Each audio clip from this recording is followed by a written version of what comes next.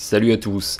Avant de vous proposer une vidéo débrief et d'analyse beaucoup plus approfondie, beaucoup plus aboutie du match 1, je vous propose cette petite vidéo de réflexion, d'analyse à partir d'extraits de la rencontre pour vous livrer toutes mes impressions à chaud sur les séquences qui m'ont interpellé, qui m'ont choqué, qui m'ont enthousiasmé pour que vous ayez déjà une première photographie de ce match 1 et en comprendre tous les tenants et les aboutissants. Allez, c'est parti pour un petit débrief vidéo du match 1 avant le grand débrief à base de stats avancées du match 1 que je vous proposerai un peu plus tard dans la journée. Première chose à retenir de ce match 1, l'incroyable intensité défensive des Warriors sur la première possession. Regardez l'intensité mise par Draymond Green qui vient en deny contester la passe vers Kevin Love. Kevin Love obligé de sortir très haut pour avoir cette passe, et dans la continuité on a un marquage des Warriors extrêmement serré. Ça a changé.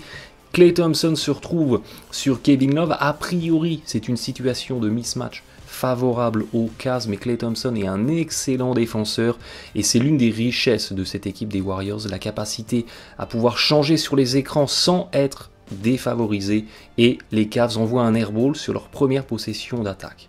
Dans le troisième quart-temps, situation de pick and roll où Durant est gêné dans l'écran, mais on ne change pas côté Warriors, c'est vraiment la consigne. Derrière, Thompson se présente très bien, mais regardez l'aide de Curry venant de l'opposé. On décale dans le corner, Green vient compenser, on redécale sur Love, c'est Durant qui vient récompenser.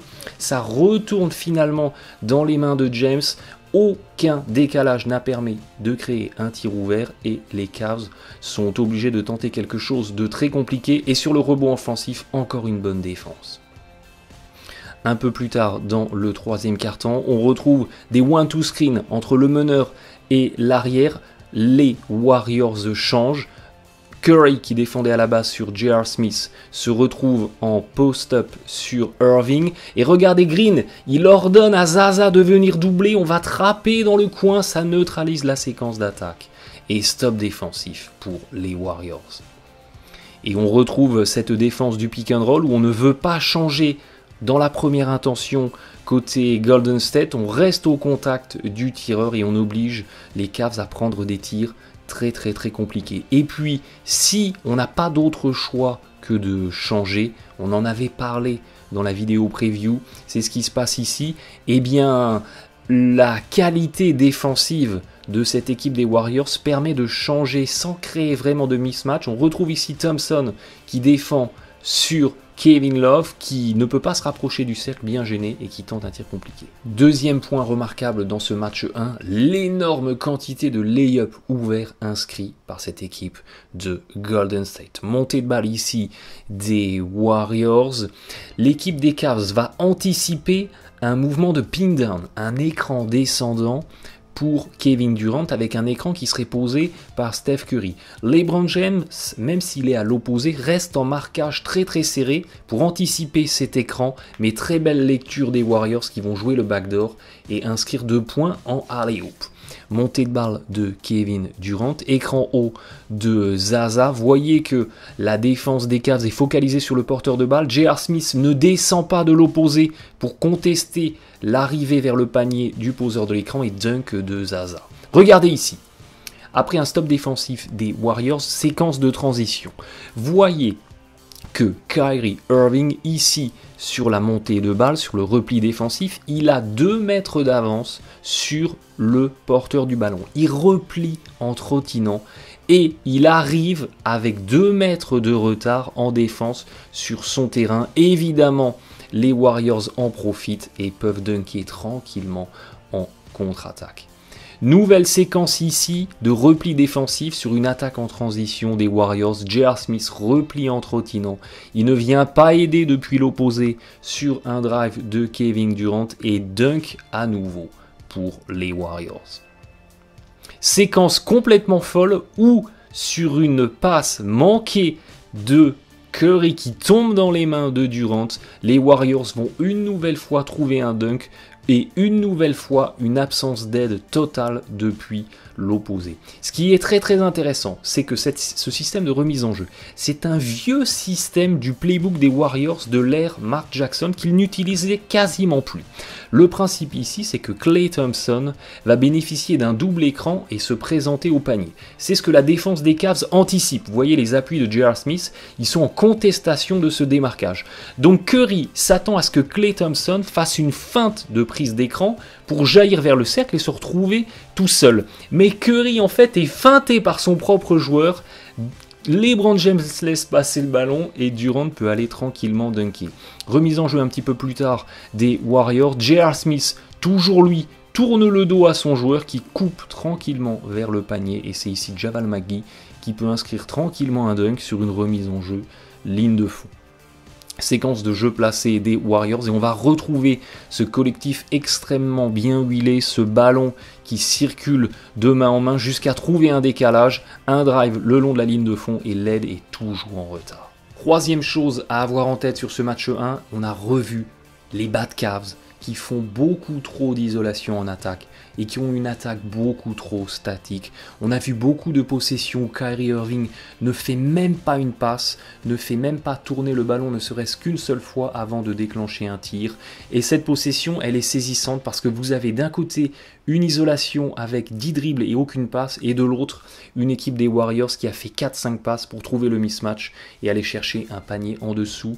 Les Cavs n'ont pas le droit, face à une défense aussi affûtée que celle des Warriors, ils n'ont pas le droit de faire autant d'isolation où il y a autant de dribbles et pas de passes décisives, pas ne serait-ce même qu'une petite passe de transfert avant un tir déclenché. Et puis, quatrième élément à avoir en tête, c'est qu'on a revu sur ce match 1 les Bad Cavs qui communiquent extrêmement mal en défense. Séquence ici avec un double écran sur Curry, Irving passe sous l'écran, il n'annonce pas à Thompson qui doit changer, résultat Tristan Thompson doit parcourir une énorme distance pour venir contester le tir et évidemment Curry sanctionne à 3 points. Ici, séquence de transition des Warriors. Et regardez, on a deux défenseurs en capacité de stopper le porteur de balle et les deux vont se décaler sur Curry en laissant l'accès au panier complètement ouvert. Nouvelle séquence ici de défense de la transition. Repli défensif des Cavs. Vous voyez que Kevin Love est devant le ballon. Et sur son repli défensif, une nouvelle fois, il est en train de trottiner. Durant accélère. J.R. Smith vient bien aider.